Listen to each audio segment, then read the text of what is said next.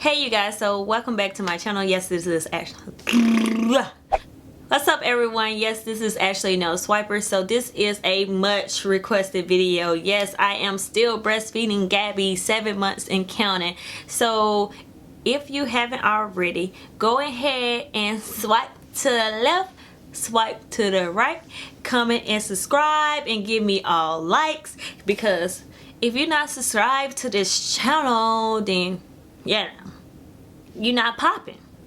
Maybe you are a little popping, but you'll be extra popping if you get subscribed to my channel. And just give y'all the raw, uncut, uncensored truth about breastfeeding. You guys, what they don't tell you when breastfeeding, because it's so many things that I did not know I was gonna experience with this breastfeeding situation, and I wish someone would have told me this.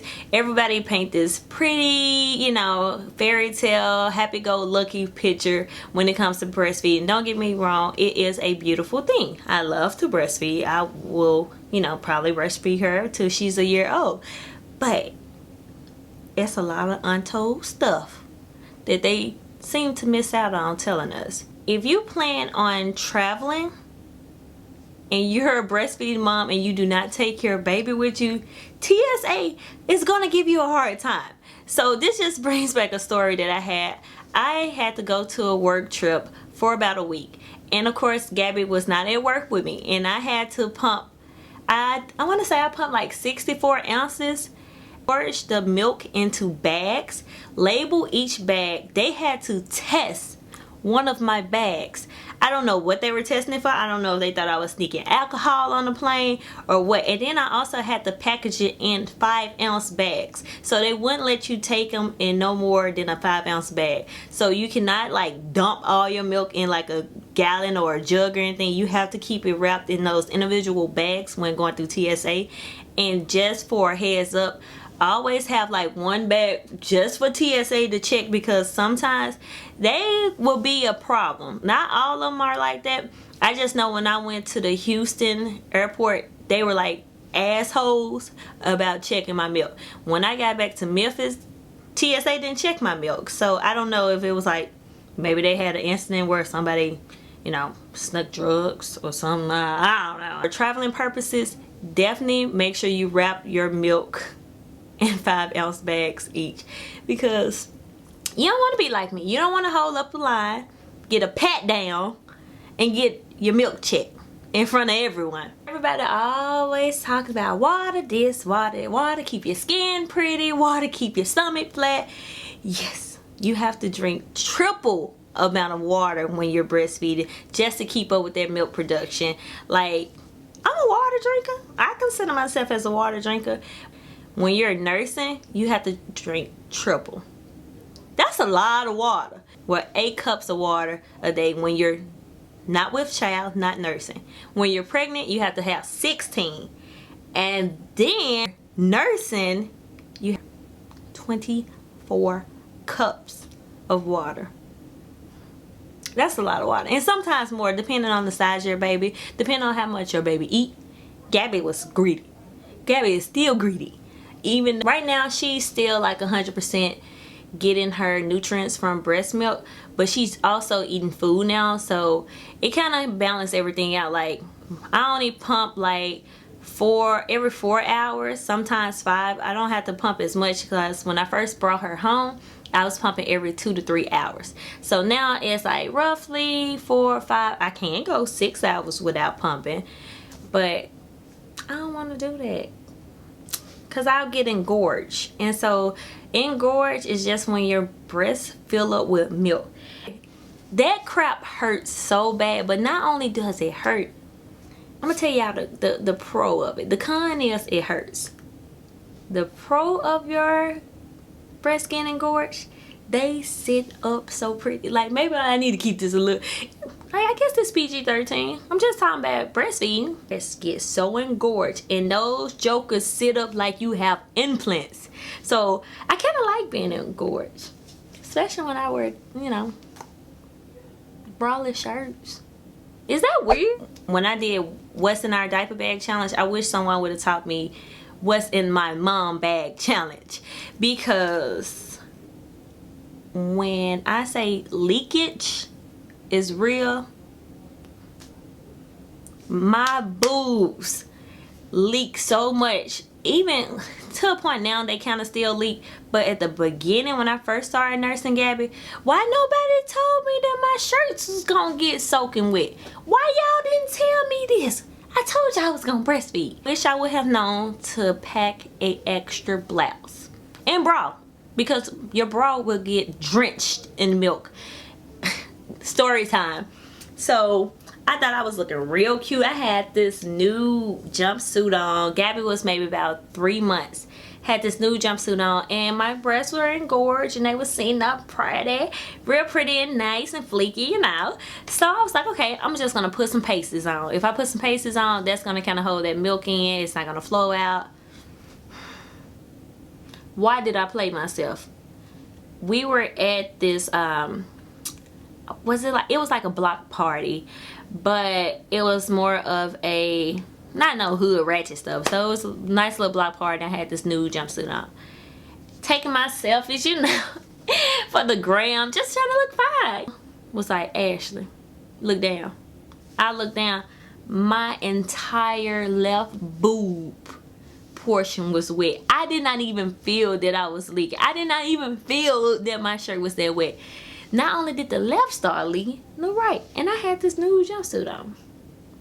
I ain't have my big curly weave, and I didn't even have these dreads in, so I had it in braids. I did just one of these numbers. Pull those braids down and try to cover up these titties as much as, can I say titties on YouTube? Much as possible. I covered those jokers up because I was not finna play myself and look ratchet in public, which it's not ratchet, it's life. That's just one of those things that people don't tell you when you breastfeed. Extra blouse, bring an extra bra. The breast pads, I did those, and when I say I had the disposable ones and I had the cotton ones, I feel like the cotton ones, they're expensive at the beginning, and then it's cheaper to have the cotton ones because you can't wash them. But I don't feel like they absorb the majority of the milk like how the disposable ones did. So I would have been better off using disposable ones. So it might cost, you know, a lot of money to come to buy those disposable ones, but I definitely recommend getting those instead. And keep a changing shirt. I'm just gonna keep stressing number. I don't even know what number this is. This is another tip. When you get sick, you can still breastfeed. No one ever told me this, but be sure to tell your physician that you are breastfeeding so they can, you know, give you the right amount of dosage that you need so it doesn't harm the baby when you're sick. Because I got strep throat and I was so paranoid that I was gonna get Gabby strep. So of course I told my doctor, I was like, okay, I'm breastfeeding, you know, give me some antibiotics, but don't give me anything that can affect my baby in a negative way.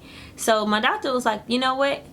Just because you are the one with strep and you're taking this antibiotics, your baby's not gonna get sick. I was like, okay, we'll see, because if she gets sick, I'm coming back up here. So Gabby did not get sick with the antibiotics. She wasn't even bothered. I thought it was gonna make my milk taste weird and all that. It did. So if you get sick, you can still breastfeed and take your medicine. Now if you do like NyQuil, DayQuil, all that type of stuff, be sure to ask your doctor, is that okay? I did that as well, and it did make my baby sleepy. You know, I had me a good night, but my doctor did say it was okay to take NyQuil and DayQuil. And then I was taking my antibiotics when I got the strep throat, and I have had a cold, you know, it's been 7 months. Stuff happens. And for the working moms, just because you have a manual pump, make sure you take your machine as well. Take your manual and your machine pump. I'm just gonna tell you just like this. Just yesterday, I brought my machine to work, but I didn't bring my manual.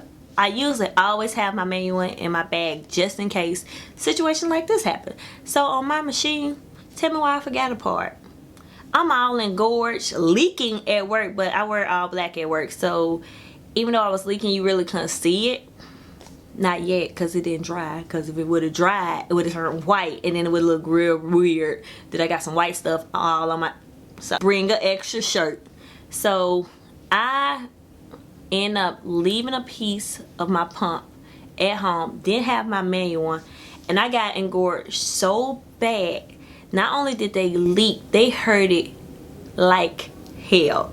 For my working moms, and even for my moms, if you out shopping and you know you're gonna be gone for a while, you can take that manual and poop poop poop and you good.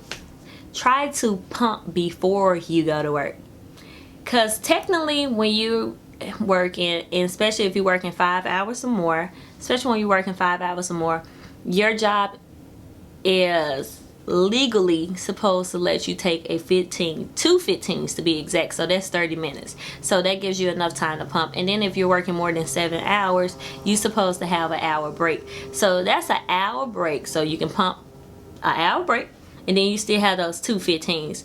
So if you have one of those jobs when your boss is like just go ahead and pump before you go to work, just to keep down confusion, because it is a headache when you're trying to pump at work and like you might not have a place where you can pump it.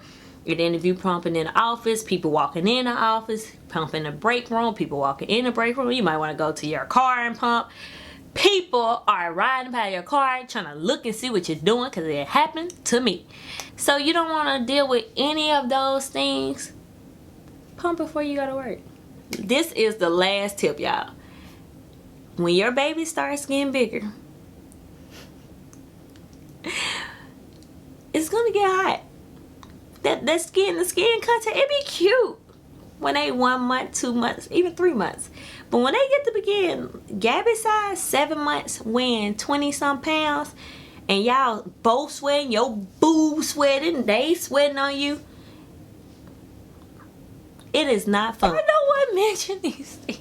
No one mentioned these things to me, but we get so hot, like literally I have to sit the floor fan and while I nurse her, because we will drench in sweat. Greg even have looked over to me and be like, babe, I'm sorry, I just feel helpless. He told me this. He wish he had boobs just so we could have rotating shifts.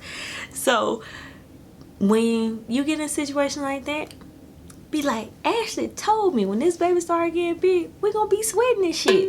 I mean, damn, I keep cussing. That is the last tip and what they don't tell you about breastfeeding mom. Thank you guys for watching this video, and this message goes out to all the moms who either has breastfed, tried breastfeeding, or even the ones who felt like it was just too much stress or too much time consuming to even try.